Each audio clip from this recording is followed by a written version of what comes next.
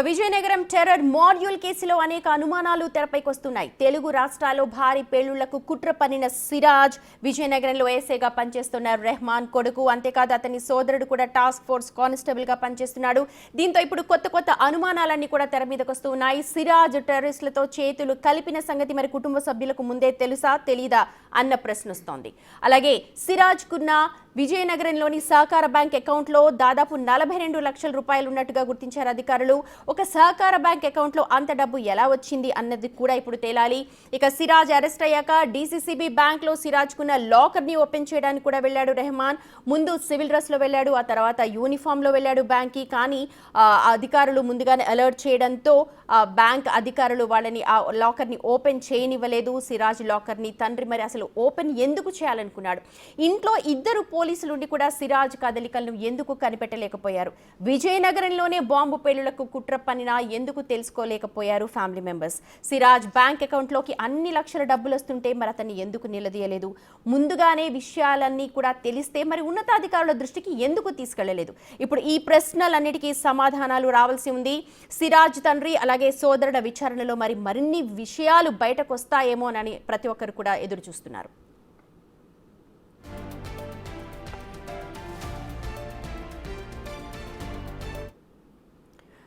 Right, పూర్తి వివరాలను మా ప్రతినిధి శివశంకర్ అందిస్తారు.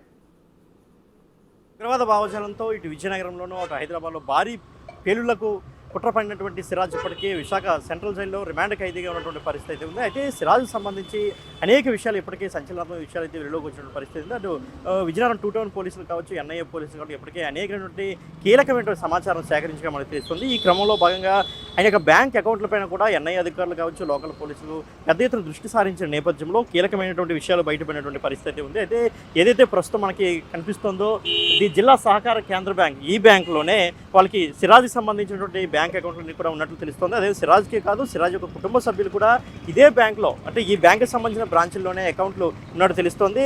ఈ అకౌంట్లో నుంచే సిరాజ్కి అనేక ఫైనాన్షియల్ లావాదేవీలు కూడా జరిగినట్లయితే ఇప్పటికే ఎన్ఐ అధికారుల ద్వారా సమాచారం అందుతున్నటువంటి పరిస్థితి అయితే ఉంది. లక్షలాది రూపాయలు ట్రాన్సాక్షన్స్ జరిగాయి. అంటే ఎక్కువగా క్రెడిట్ అనేది ఎక్కువగా జరిగింది. అంటే ఒకేసారి 70,000 కావచ్చు, 80,000 కావచ్చు, లక్ష రూపాయలు కావచ్చు, కేవలం క్రెడిట్ మాత్రమే జరుగుతుంది. సిరాజ్ అకౌంట్ నుంచి డెబిట్స్ మాత్రం పెద్దగా కనిపించడం లేదు. అంటే అయితే ఈ అకౌంట్స్కి డబ్బులు ఎక్కడి నుంచి వస్తున్నాయి, ఇన్ని లక్షలాది రూపాయలు ఎక్కడి నుంచి సిరాజ్కి వస్తున్నాయి? ఎందుకంటే సిరాజ్ ఒక విద్యార్థిగా అక్కడ ఉంటున్నటువంటి పరిస్థితి. సిరాజ్ అక్కడ కోచింగ్ సెంటర్, అంటే గ్రూప్స్ కోచింగ్ అని చెప్పేసి హైదరాబాద్ ఉన్నటువంటి సిరాజ్కి ఇన్ని డబ్బులు లక్షలాది రూపాయలు ఎక్కడి నుంచి వస్తున్నాయి? అకౌంట్లో లక్షలాది రూపాయలు, అటు సుమారు 50 లక్షల రూపాయలకు పైగా ఉన్నట్టయితే మనకి సమాచారం అందుతున్న నేపథ్యంలో ఇన్ని లక్షల రూపాయలు ఎక్కడి నుంచి సిరాజ్కి వచ్చాయి? అదేవిధంగా కుటుంబ సభ్యులందరూ కూడా ఎందుకు కేవలం ఈ జిల్లా సహకార కేంద్ర బ్యాంకు బ్రాంచ్లను ఎందుకు ఎంచుకున్నారు? అందరూ నేషనలైజ్డ్ బ్యాంకులో ఎందుకు అమౌంట్ అంటే క్రెడిట్ చేయట్లేదు? ఎందుకు అక్కడ ఖాతాలు అక్కడ తెరవకుండా కేవలం ఈ జిల్లా కేంద్ర సహకార బ్యాంకులో మాత్రమే ఎందుకు ఖాతాలు తెరుస్తున్న దానిపై కూడా ఎన్ఐఏ పోలీసులు దర్యాప్తు చేస్తున్న పరిస్థితి ఉంది. ఇప్పటికే మనం చూసినట్లయితే సిరాజ్ తండ్రికి లాకర్స్ కూడా ఉన్నట్లు తెలుస్తుంది. అయితే లాకర్లో ఏముందనేది కూడా ఇంకా తెలియాల్సినటువంటి పరిస్థితి అయితే ఉంది. ఎందుకంటే ఇప్పటికే సిరాజ్ తండ్రి ఒకసారి యూనిఫామ్లో, మరోసారి నాన్ యూనిఫామ్లో వెళ్ళి ఖాతాను లాకర్స్ తెరవాలని చెప్పి బ్యాంక్ అధికారులు కోరినట్లు కూడా తెలుస్తోంది. అయితే ఎట్టి పరిస్థితుల్లో బ్యాంక్ అధికారులు సస్యమినడంతో ఆయన మళ్ళీ వెనుతిరగాల్సిన పరిస్థితి అయితే ఉంది. అయితే ఎందుకు ఆయన లాకర్ తెరవాలనుకున్నాడు? ఎందుకు అసలు లాకర్ తెరవాల్సి గిట్టే ఇలాంటి క్లిష్ట సమయంలో ఇలాంటి కొడుకు, అంటే కన్న కొడుకుపై ఒక ఉగ్రవాది అభియోగాలు ఉన్న పరిస్థితుల్లో ఒక ఉగ్రవాదిగా ముద్ర వేయబడి విశాఖ సెంట్రల్ జైల్లో ఉన్నటువంటి వ్యక్తి తండ్రి అయి ఉన్నప్పుడు ఇలాంటి లాకర్లు తెలవాల్సిన అవసరం ఏముంది? ఎందుకంటే సిరాజు తండ్రి ఏఎస్ఐగా విజయనగరం రూరల్ పోలీస్ స్టేషన్లో పనిచేస్తున్నటువంటి పరిస్థితి ఉంది. సిరాజు అన్నదమ్ముడు ఒక ఎస్టీఎఫ్ కానిస్టేబుల్గా పనిచేస్తున్నాడు. అదేవిధంగా తన సిస్టర్ గ్రూప్స్కి ప్రిపేర్ అవుతోంది.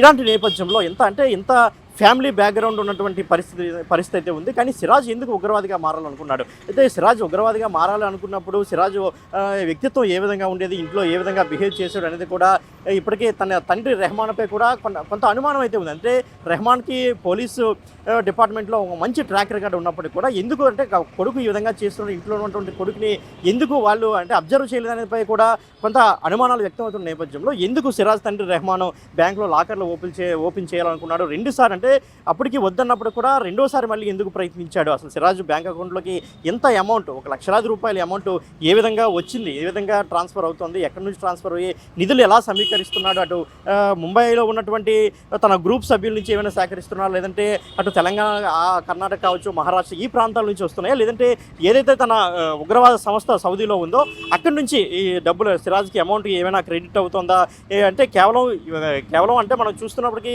ఈ బ్యాంక్లో క్రెడిట్ అనే అమౌంట్ మాత్రమే సిరాజ్ దగ్గర ఉందా, లేదంటే సిరాజ్కి ఇంకేదైనా మార్గం ద్వారా సిరాజ్కి అమౌంట్ వస్తుందా, లేదంటే సమీర్ అకౌంట్లో నుంచి కూడా సిరాజ్కి అమౌంట్ వచ్చే పరిస్థితి ఉంది. ఇంకా అనేక కోణాల్లో ఇటు ఎన్ఐఏ అధికారులు కావచ్చు, 2 టౌన్ పోలీస్ స్టేషన్లు కూడా విస్తృత అంటే చాలా కీలకమైన సమాచారాలు సేకరించినటువంటి పరిస్థితి కనిపిస్తుంది. ఈ దర్యాప్తు కూడా చాలా వేగవంతం చేస్తున్న పరిస్థితి. ఈరోజు కూడా కస్టడీ పిటిషన్కు అటు వీళ్ళని కూడా అనుమతించే అవకాశం కనిపిస్తుంది. సుమారు 5 రోజుల కస్టడీ పిటిషన్ కూడా ఈరోజు ఇవ్వవచ్చినటువంటి తీర్పు కూడా వెలువడి ఉన్నది. ఈ సాయంత్రం తీర్పు కూడా విజయనగరం జిల్లా కోర్టు నుంచి వెలువడే అవకాశం ఉంది.